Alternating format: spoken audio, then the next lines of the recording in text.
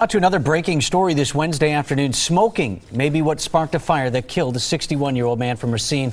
Jonah Kaplan spoke with investigators on scene. Doesn't look like much to the naked eye, but check out the black stains around the door. Look at the window, you could barely see through it. Much of the damage was in back of the house. The fire sparked in the living room. It's sad, you know, it sounds like he was by himself and we don't really know what happened. Casey Patterson has lived in this neighborhood for 16 years. She didn't know the man who died, but she said his death hits close to home. Well, it's close to home. Obviously, anything could happen at any time, and so it makes you think about your own house and your smoke detectors and your kids who are sleeping right next door to you, and just make sure that everything's working and everything's fine, and check on their loved ones a lot. Neighbors first noticed flames around midnight and then called 911. Investigators found 61-year-old Mark Hallinan dead when they arrived. The fire didn't burn the place down, but smoke polluted every room. Fire marshals learned Hallinan was a smoker. Whenever there's a smoker, you do have to consider whether or not a cigarette caused the fire or had something to do with the fire.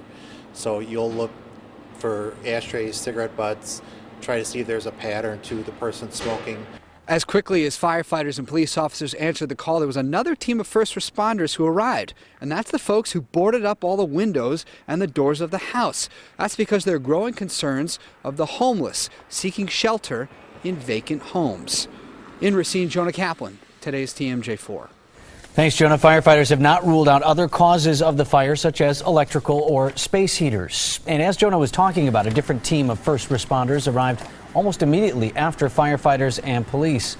These contractors called to board up every window and door around the house. They cite a growing concern that more people are trespassing onto newly vacant properties for many reasons. One reason is for the neighbor kids, of course. They'll have curiosity and want to go in there and play in there, and it's dangerous. Second thing is for homeless people. And actually, some of the houses we do are full of batteries. They somehow use that to make meth, so some of the houses are used for meth labs.